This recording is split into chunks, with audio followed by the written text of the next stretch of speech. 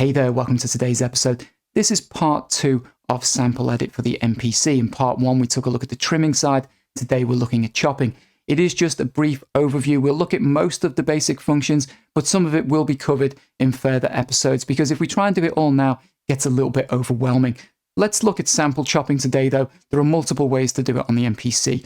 If we go into our little sample edit icon, it's this teal icon. You will find it in your menu or in your shortcuts if you've added it like I have, and we can go in here. We open up in the screen from the last episode, which is the trimming mode, but we want to go down to the bottom left and now move over into our chopping mode where we can start sample chopping. There are so many ways to do it on the MPC that really that's all we just need to look at today, and then we'll fine tune the details later on as we move through. Starting with our top bar, you'll notice it takes the sample from the trimming mode. Whatever we were trimming up, if I just move over into chop, then we're chopping that current sample. But we have the same bar at the top, the same menu bar that lets us select other samples. We can double tap this and open it up, or you can use your encoder to do the same thing and select a different sample. I've got a drum loop that I specifically chose for this episode that we can slice up, something visually that I think will be quite appealing.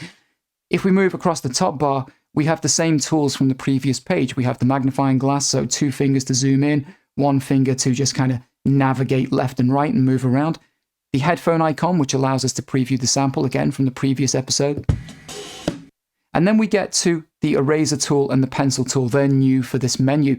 The eraser won't do anything currently because we don't have any sample chops to erase, but that leads us nicely onto the pencil tool, which is the first way that we can start slicing up our sample. Before we do that though, you'll also notice we have the same cog and the same settings menu that we also had in the previous episode, so we'll close that down out of the way.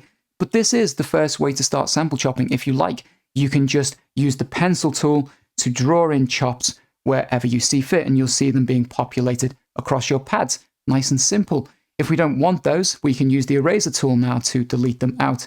This is like a little start marker for the loop. I'm just going to bring that back to the beginning. Doesn't really matter too much, but just keep it out of the way for now. If we move down, obviously we're looking at the waveform, and we still have our start and end points like we had in the previous episode. They are connected to the cue links still. So as I move through the cue links, this one will let me move the start point, and this next one will let me move the end points. We've also got cue and we've got slice. So with slice, that is the slices. Obviously, when we've sliced something up, we can choose a specific slice to be working on, or we can have all. We've got a couple of basic tools here. So splitting the region and combine with previous, all of which will be in another episode. But they do what you would imagine. You can split the region further, so you can split between the slices. You can combine slices, essentially, and do things like that. I will cover all this at a later date. Link slices I'm going to leave for another episode as well, but really, it is just linking those slices. That has a knock-on effect when we look at some other stuff later on. Rather than bogging you down with too much information here, just know we've got a link slices option. Moving down further, we have our manual threshold regions and BPM. These are the other ways that we can get into sample chopping, manual being the first one, and the one that I tend to use the most. So I will press the first pad to begin playback of that sample, and then I can just start hitting pads to put in the slices. Some people call it lazy chop, it's kind of the same thing. You will notice, let me just populate that with as many slices as I see fit. Again, we could use the eraser tool, or we can do shift and do clear all from this secondary menu underneath. So that's another way of sample slicing. We've got the pencil tool, we've got manual, where we can come in and we can tweak it here. If we go to threshold, that looks at the transient, so it looks at these peaks and troughs and then makes a decision based on the threshold about how many slices it wants to put in.